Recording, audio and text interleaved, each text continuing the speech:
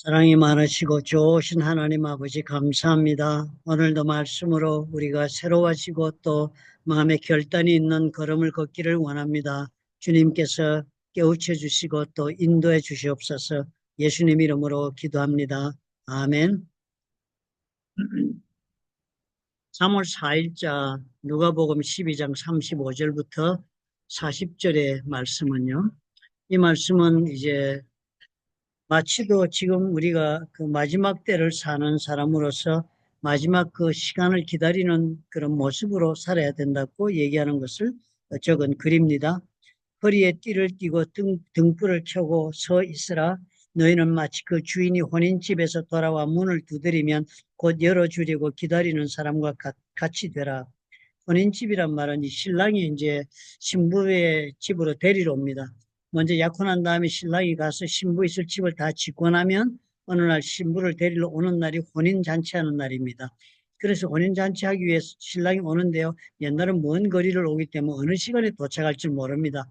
요즘 같은 무슨 셀폰이 있고 자동차가 있으니까 몇 분 내로 도착한다고 내비고만 알려주지만 그 당시는 언제 올지 모릅니다.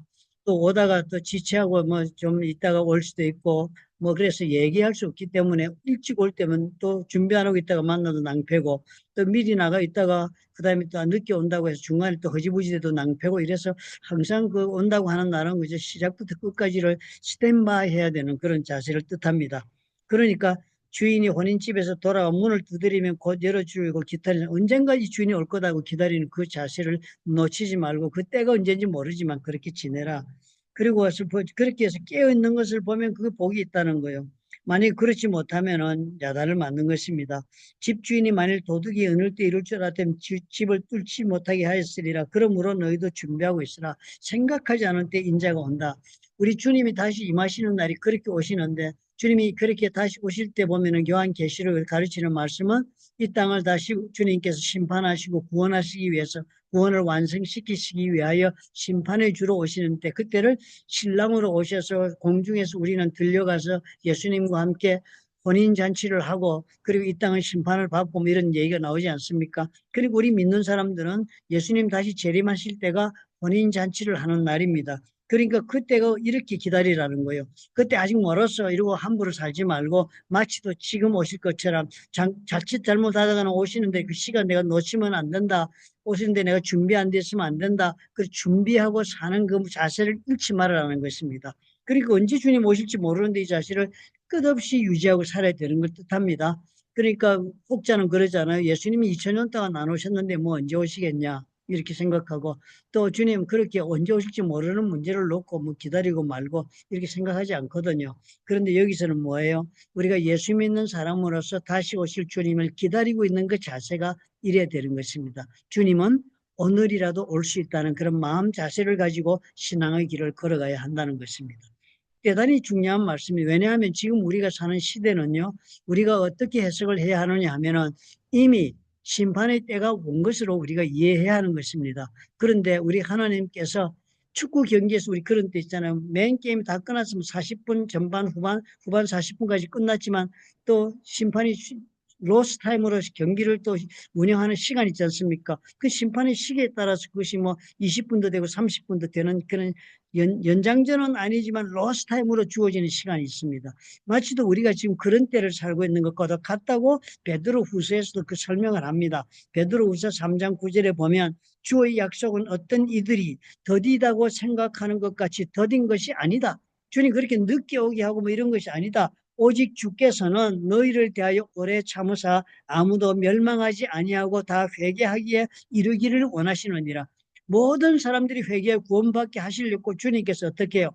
지금 후반전 경기도 다 끝난 축구 경기에 그 시간을 로스 타임을 주듯이 지금 우리한테 주고 있는 그런 은혜의 시간이 지금 지탱되고 지속되고 있기 때문입니다. 그렇기 때문에 우리가 오늘을 살 때는 어떻게 돼요?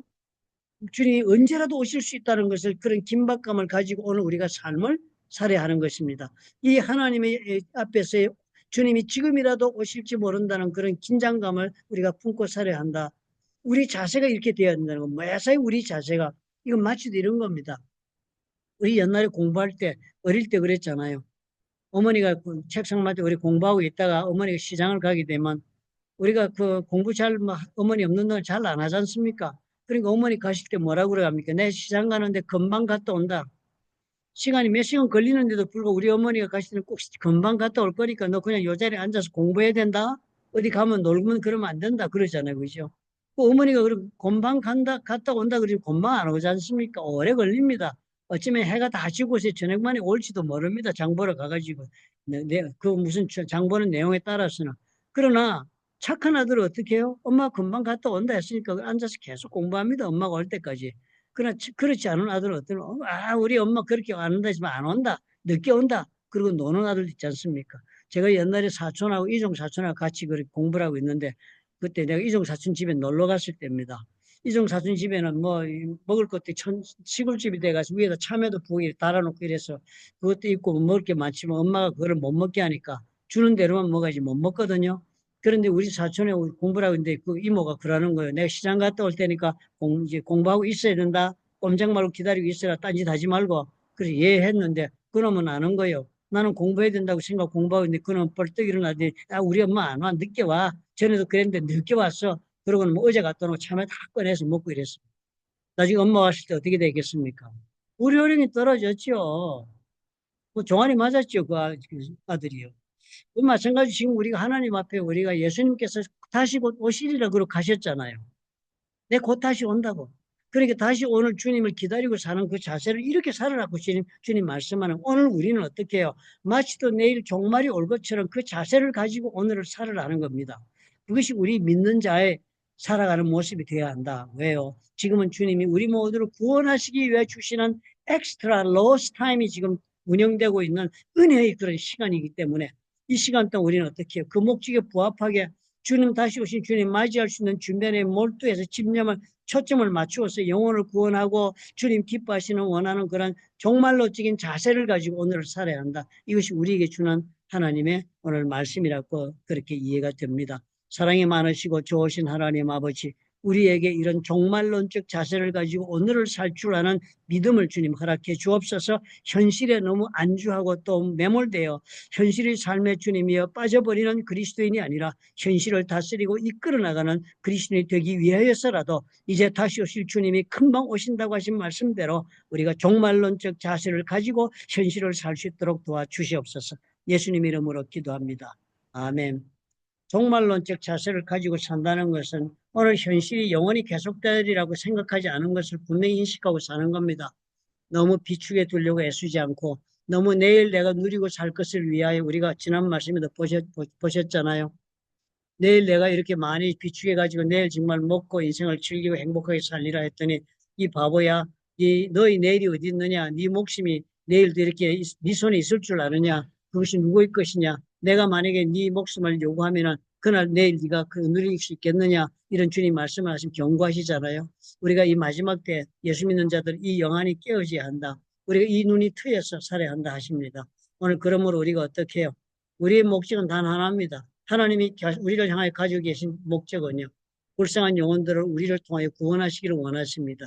그것을 우리가 정말 종말론적 그런 긴박감을 가지고 오늘 이 영혼을 구원하지 못하면 이 영혼은 어쩌면 버림받을지도 모른다는 긴박감을 가지고 내가 복음을 전하는 것 오늘 이 주어진 기회를 내가 하나님 앞에 쓰지 않으면 하나님이 원하시는 모습으로 내가 쓰임받는 것이 그만일지도 모른다는 긴박감을 가지고 지금이 아니면 안 된다 마지막이다 하는 그런 긴박감을 가지고 오늘을 살았으면 좋겠다 하는 것이 말씀 우리에게 주는 도전인 것 같습니다. 오늘 그런 마음 가지고 우리 영혼을 생각하는 저와 여러분이 되었으면 참 좋겠습니다. 영혼을 구원하는 이상의 큰 기쁨이 없는 것도 그것이 주님의 크신 뜻이기 때문에 그런 것입니다. 세상이 주지 않는, 세상이 줄 수 없는 그런 기쁨과 만족을 우리가 영혼을 구원하는 일에 헌신했을 때